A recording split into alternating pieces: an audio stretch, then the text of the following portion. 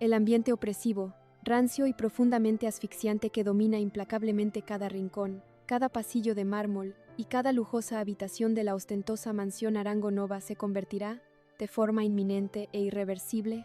en el escenario lúgubre de una traición inesperada, silenciosa y absolutamente letal que nacerá, como un veneno oscuro y trepador, desde las sombras más humildes y olvidadas de la gran casa de cristal. Tita, la abnegada, silenciosa y eternamente ignorada empleada doméstica, quien durante largos, tortuosos y dolorosos años ha sido tratada cruel e inhumanamente como un simple mueble invisible, un cero a la izquierda y un recipiente pasivo para las continuas humillaciones, los desprecios y los gritos constantes de la élite adinerada. Finalmente alcanzará su punto de quiebre psicológico, moral, espiritual y emocional definitivo. El detonante absoluto y catastrófico de esta furia contenida, ardiente y volcánica, no será únicamente el maltrato habitual, déspota y denigrante de sus arrogantes empleadores, sino la imperdonable, cobarde y asquerosa traición sentimental del falso, manipulador y calculador Vicente, el hombre maduro, de sonrisa fingida y modales estudiados, que le había jurado amor eterno y fidelidad inquebrantable en las oscuras y húmedas sombras de la clandestinidad, aquel que había utilizado egoístamente su cuerpo vulnerable, su inocencia y su leal silencio cómplice para satisfacer sus instintos más bajos, primitivos y mundanos, mientras jugaba a la perfección el asqueroso papel de marido abnegado, fiel y moralista frente a la ingenua y cegada luz, la ha desechado ahora de la manera más cruel, humillante y amenazante posible. Las duras, gélidas, cortantes y violentas palabras de Vicente, exigiéndole sin la más mínima piedad, con amenazas de muerte veladas y una crueldad verdaderamente sociopática, que mantuviera la boca herméticamente cerrada sobre sus infidelidades y sobre todos sus sucios negocios ocultos para no arruinarle bajo ninguna circunstancia su privilegiada, lujosa y parásita posición como el esposo oficial de su invaluable gallinita de los huevos de oro, actuarán como un catalizador letal, explosivo y altamente destructivo en la frágil pero agotada mente de Tita. El agudo, punzante e inmenso dolor de la traición romántica, esa daga de hielo clavada directamente en su corazón humilde, se transformará, en una mínima, imperceptible y aterradora fracción de segundo, en una sed de venganza pura, ardiente, indomable y verdaderamente apocalíptica que consumirá y quemará todo su ser hasta las cenizas. Tita ya no será, bajo ningún concepto ni circunstancia terrenal, la sirvienta dócil, temerosa y asustada que agacha la mirada con sumisión enfermiza ante los insultos y desplantes de los poderosos. Con el corazón latiendo desbocado como un tambor de guerra a punto de estallar, los puños apretados con una furia irracional, visceral e incontrolable, y los ojos inyectados en sangre hirviente, la mujer comprenderá con una lucidez escalofriante, magistral y letal que tiene, exactamente en la palma de sus callosas y maltratadas manos, el arma más destructiva, colosal y definitiva para aniquilar por completo, pulverizar y reducir a polvo el falso imperio de comodidad, mentiras e impunidad de Vicente y de la soberbia, caprichosa y demoníaca joven Catalina. Ella, y solo ella, es la única y crucial testigo ocular invisible que conoce la aterradora, sucia y sangrienta verdad empírica sobre el perverso montaje criminal de las falsas fotografías plantadas en el lúgubre sótano familiar para desviar, confundir y burlar a la cínica justicia. Total e irremediablemente consumida por el fuego inextinguible, voraz y salvaje de la venganza personal, y movida internamente por un profundo, arraigado y casi divino sentido de justicia poética contra todos aquellos seres soberbios que siempre la pisotearon sin clemencia alguna, Tita se escabullirá con el sigilo absoluto, espectral y cauteloso de una sombra vengadora hacia la fría y desolada soledad de su pequeña, húmeda y claustrofóbica habitación en el área de servicio de la inmensa mansión. Con las manos sudorosas temblando incontrolablemente, presa de un pánico visceral mezclado con una adrenalina enloquecedora, pero con una determinación interna de acero inoxidable que no admite dudas, vacilaciones ni retrocesos morales, tomará su modesto, barato y desgastado teléfono celular, marcará directamente, con los dedos rígidos por la inmensa tensión acumulada, el número directo, personal y estrictamente confidencial del experimentado, astuto y sumamente tenaz detective, Horacio Balbuena. Esa trascendental, épica e histórica llamada telefónica, realizada en un susurro apresurado, ronco, lleno de un terror cerval pero cargado de una verdad empírica, irrefutable y absolutamente demoledora. Será el majestuoso golpe maestro, la estocada final que cambiará de forma violenta, drástica y para siempre el incierto, pantanoso y manipulado curso de la exhaustiva investigación criminal que tiene en vilo a toda la ciudad. Tita, venciendo con un coraje espartano, monumental e inaudito el miedo primitivo, y paralizante a las posibles, sangrientas y crueles represalias de sus intocables patrones, comenzará a hablar, abriendo por fin las compuertas del infierno y desatando el principio del fin absoluto para la blindada dinastía de cristal. A través de la débil, inestable y fría línea telefónica, con la voz ahogada en amargas lágrimas de rabia,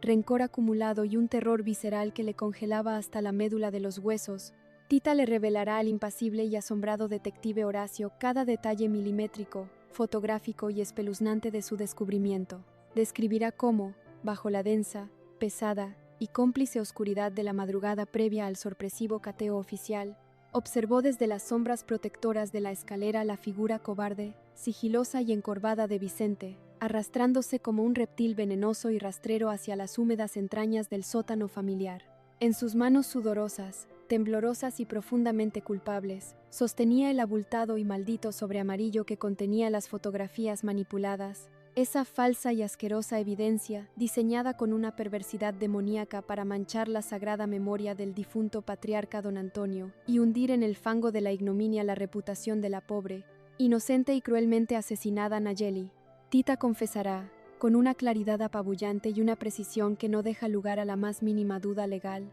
haber escuchado los susurros venenosos, conspirativos y urgentes entre Vicente y la verdadera, monstruosa y escalofriantemente maestra, la despiadada y joven Catalina.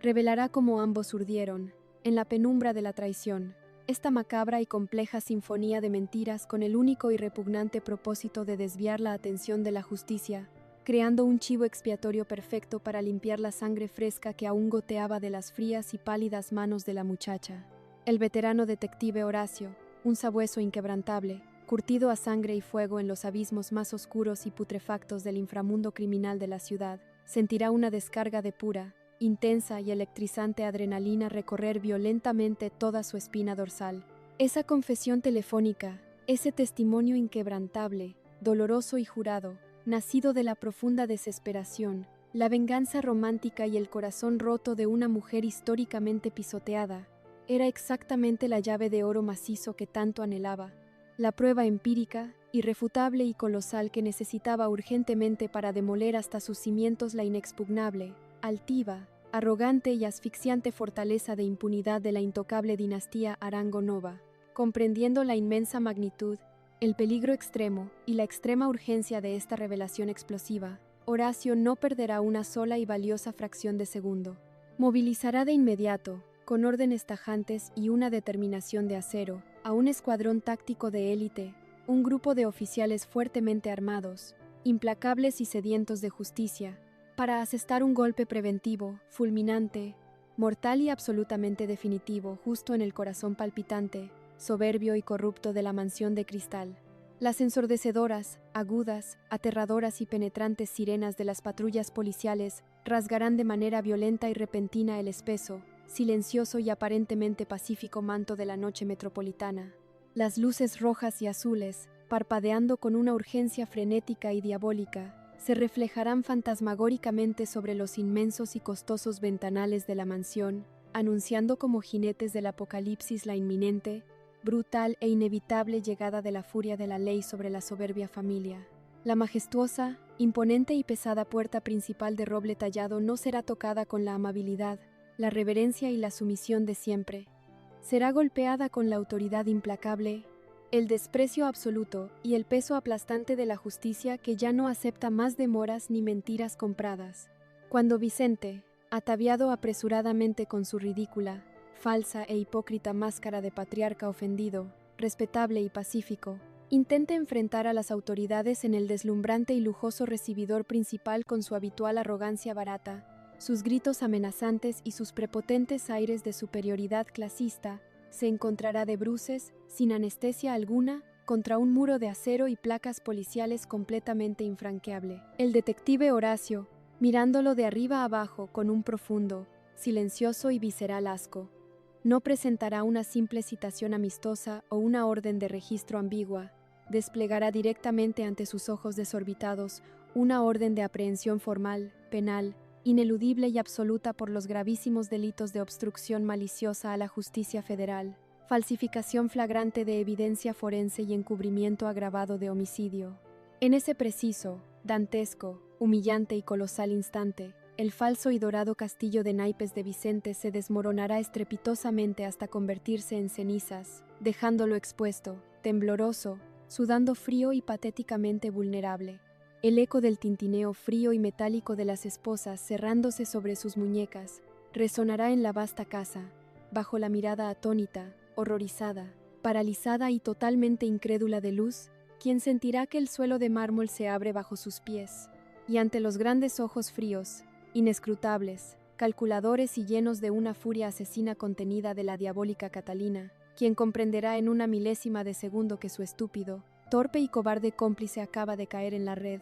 amenazando con arrastrarla con él hacia las oscuras profundidades del infierno carcelario. El frío, estéril y profundamente lúgubre cuarto de interrogatorios de la Jefatura Central de Policía, iluminado únicamente por la luz pálida, parpadeante y enfermiza de una solitaria lámpara fluorescente, se convertirá en el purgatorio personal, asfixiante y definitivo del miserable Vicente. Despojado violentamente de sus costosos y elegantes trajes de diseñador italiano, despojado de su engreída y falsa postura de patriarca intocable, y reducido a la esencia más patética, rastrera y repulsiva de su cobardía natural, el hombre se retorcerá sobre la dura e incómoda silla de metal como un insignificante gusano aplastado bajo la bota implacable de la justicia. Frente a él, erigido como una montaña inamovible de titanio, autoridad legal y desprecio absoluto, el veterano detective Horacio Balbuena dejará caer sobre la mesa de aluminio, con un golpe sordo, seco y ensordecedor que resonará como un trueno apocalíptico,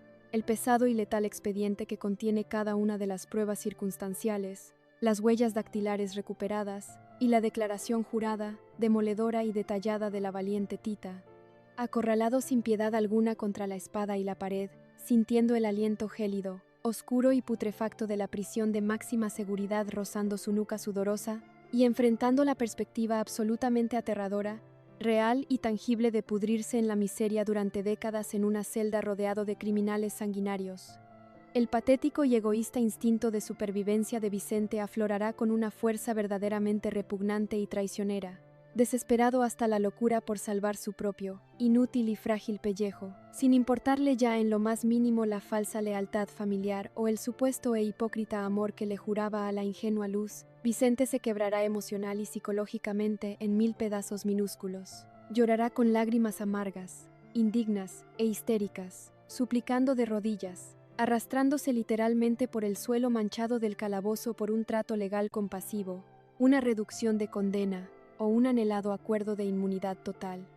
Y en ese acto supremo de bajeza humana, traicionará sin vacilar un solo y agónico segundo a la verdaderamente maestra de las sombras. Con la voz entrecortada, ronca y cargada de un pánico ciego y paralizante, el detenido confesará detallada, cobarde y desesperadamente a los inflexibles fiscales de hierro que él jamás actuó por iniciativa propia, ni movido por rencores personales, sino única y exclusivamente bajo las órdenes directas, amenazantes y calculadas de la cruel y caprichosa Catalina. Señalará verbalmente, con su dedo tembloroso, sudoroso y acusador, directamente hacia la intocable, pura y sagrada figura de su hijastra, revelando con un asombroso y genuino horror interior que fue exactamente ella quien, utilizando a la perfección su prodigiosa inteligencia criminal, su infinita maldad retorcida, y su inmensa frialdad sociopática e inhumana, planificó paso a paso, minuto a minuto, el asqueroso y sucio montaje de las fotografías incriminatorias. Declarará bajo juramento que fue la joven asesina quien le proporcionó físicamente las evidencias falsas, obligándolo bajo siniestras amenazas a que él las sembrara cobardemente en las oscuras entrañas del sótano familiar, todo con el perverso, macabro y egoísta objetivo de incriminar de manera póstuma al difunto patriarca don Antonio y lavarse las manos manchadas con la sangre inocente de la pobre Nayeli. Esta confesión fulminante, oficial, innegable y grabada en las frías cintas policiales, será el letal golpe de gracia, la devastadora estocada jurídica que destruirá por completo, de manera irreversible, pública y brutal, el inmaculado teatro de inocencia de Catalina, atrayendo sobre su cabeza la furia atronadora del destino. Mientras tanto, en la opulenta, silenciosa y ahora gélida mansión de cristal, el terror se arrastrará por las ostentosas paredes como una enredadera venenosa, negra y letal. Catalina, caminando de un lado a otro como una pantera enjaulada, furiosa, arrinconada y sedienta de sangre, recorrerá frenéticamente el majestuoso salón principal. Sus ojos grandes, oscuros y desprovistos de toda empatía humana,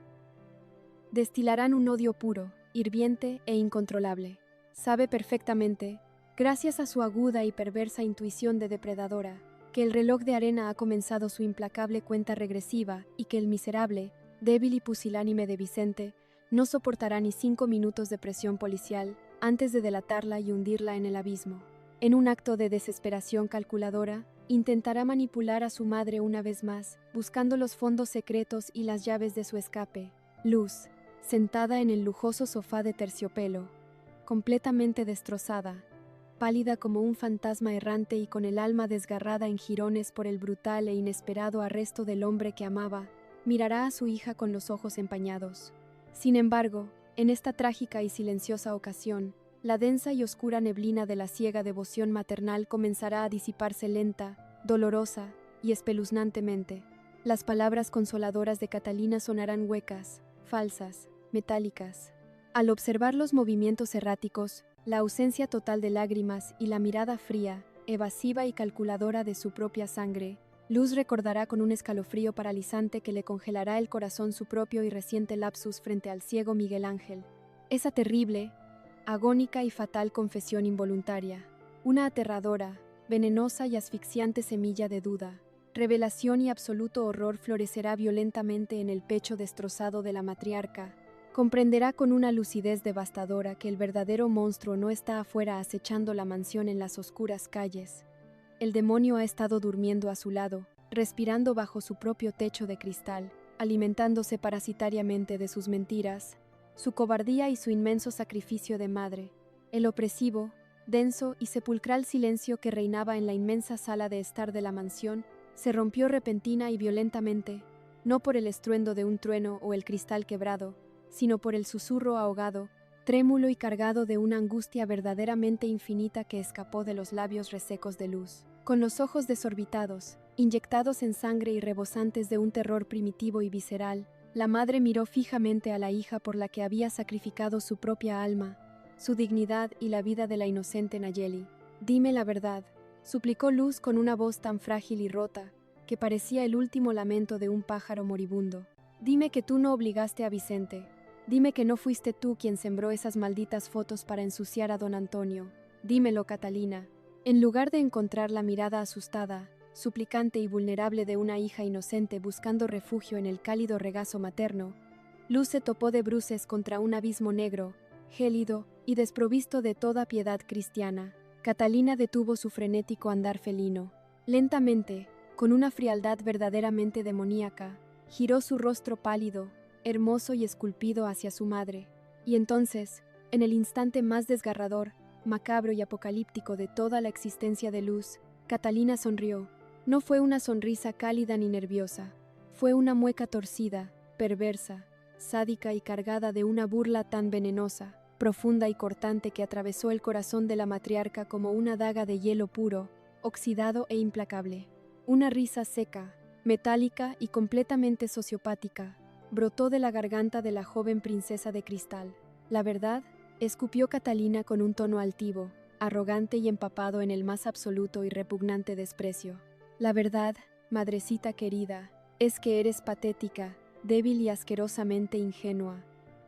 Todo este tiempo, mientras llorabas y te dabas golpes de pecho por tus falsos pecados, yo movía los hilos. Yo ordené a ese estúpido cobarde de Vicente que bajara a las sombras y pusiera las fotos. Yo manipulé cada lágrima, cada suspiro y cada momento de pánico para que tú y Miguel Ángel bailaran exactamente al ritmo de mi macabra melodía. Le hice un favor a esta maldita familia deshaciéndome de ese anciano decrépito, y me aseguré de que esa asquerosa mesera pagara el precio de mi libertad. Las crueles, despiadadas y monstruosas palabras de Catalina cayeron sobre Luz como pesadas losas de plomo candente. Cada sílaba era un latigazo mortal. Cada confesión cínica era una bofetada que pulverizaba su cordura y su razón de vivir. La inmensa, opresiva y nauseabunda magnitud de su pecado la aplastó sin misericordia. Luz comprendió, con una lucidez infernal que le hizo desear la muerte inmediata, que no había salvado a una víctima asustada. Había alimentado pacientemente,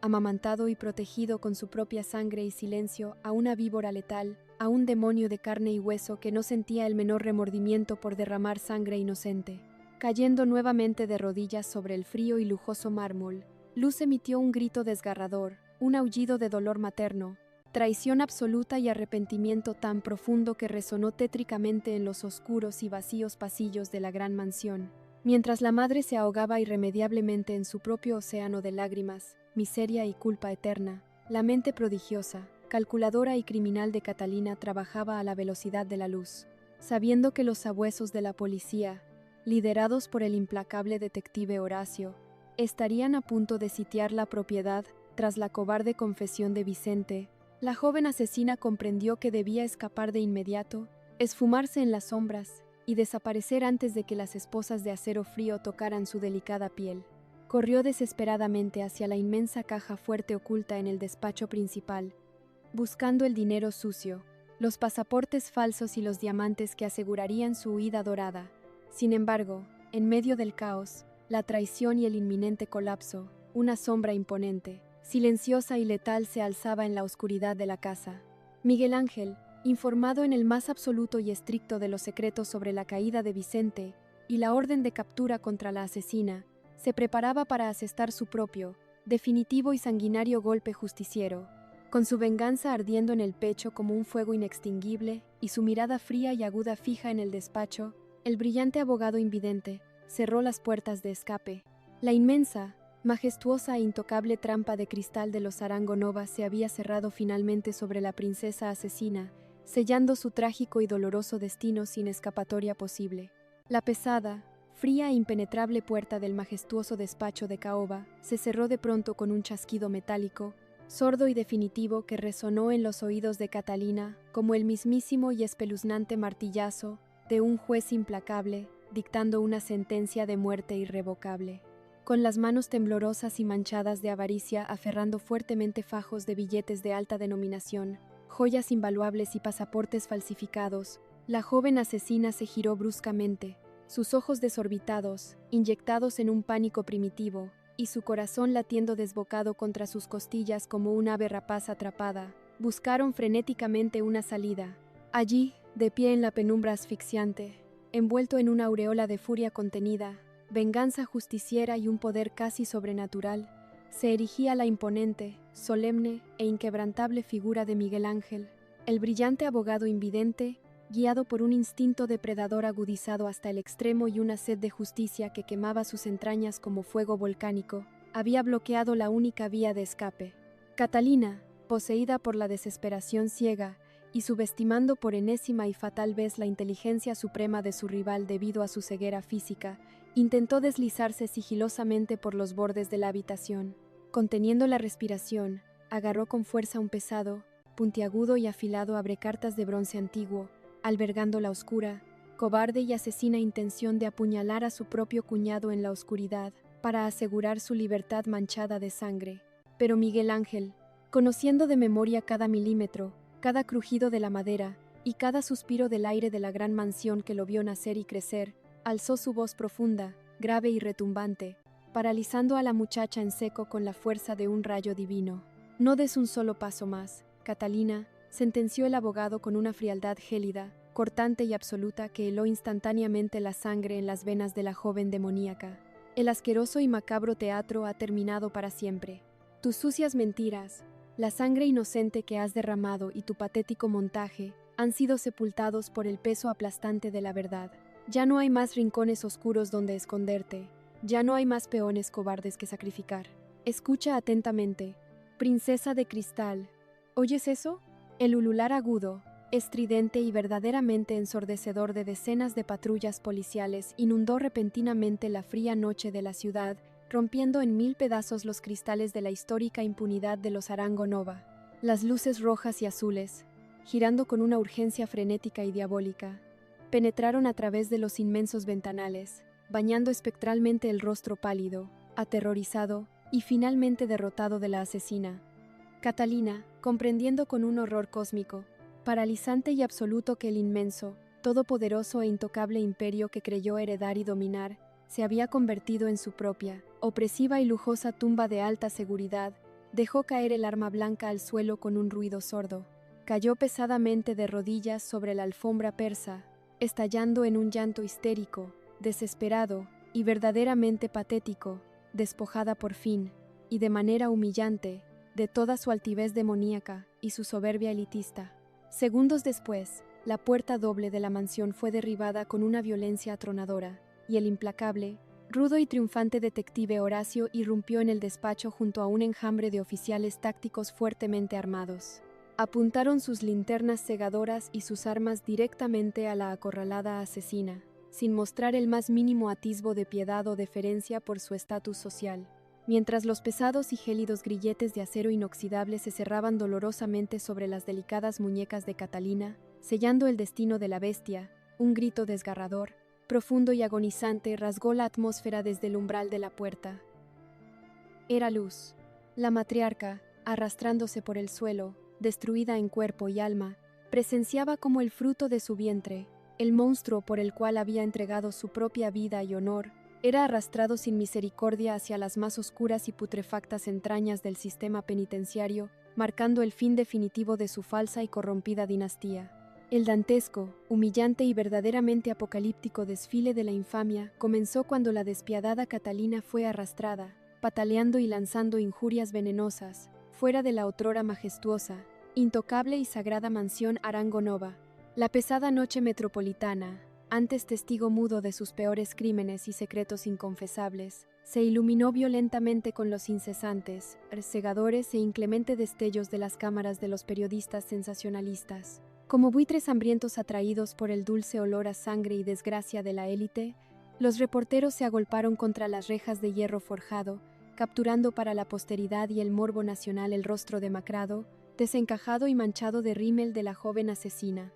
El frío y áspero metal de las esposas cortaba su pálida piel, pero el verdadero dolor que desgarraba su soberbio corazón no era físico, era la certeza absoluta, asfixiante y aterradora de que su reinado de cristal, su inmensa fortuna manchada de sangre y su falsa superioridad clasista habían sido pulverizados para siempre. Cuando la puerta de la patrulla policial se cerró tras ella con un estruendo metálico y sepulcral, Catalina supo que estaba ingresando a la oscuridad eterna de un infierno del que jamás volvería a salir. Dentro de la inmensa, opulenta y ahora gélida casa de cristal, un silencio pesado, opresivo y doloroso se apoderó de cada rincón, de cada sombra y de cada recuerdo familiar. Luz Rueda López, la matriarca caída, destrozada y vacía, yacía postrada sobre el frío e implacable suelo de mármol del recibidor. Parecía un frágil cascarón desprovisto de alma, un muñeco de trapo abandonado en medio de las ruinas humeantes de su propia existencia. Sus lágrimas se habían secado por completo,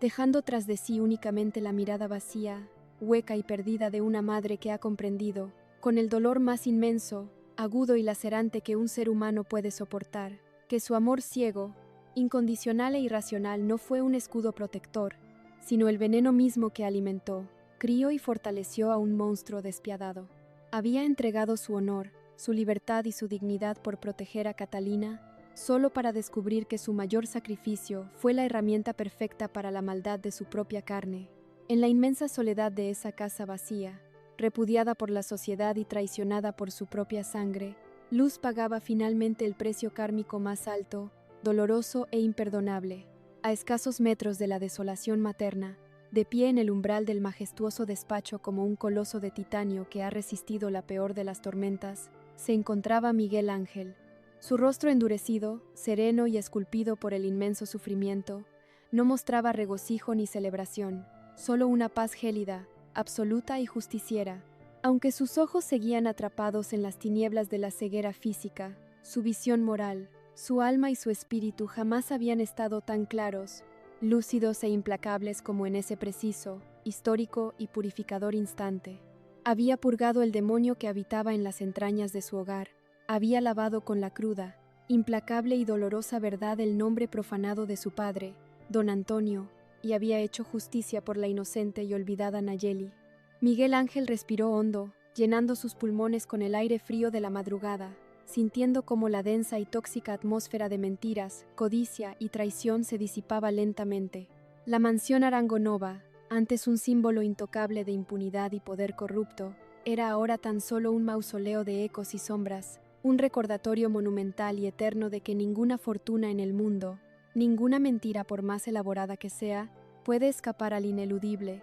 feroz y aplastante peso de la justicia ciega. El telón de la tragedia cayó pesadamente sobre la dinastía de Cristal, dejando tras de sí un amanecer teñido de dolor, pero profundamente limpio, marcando el fin de la impunidad y el inicio de un largo, tortuoso y necesario camino hacia la verdadera redención.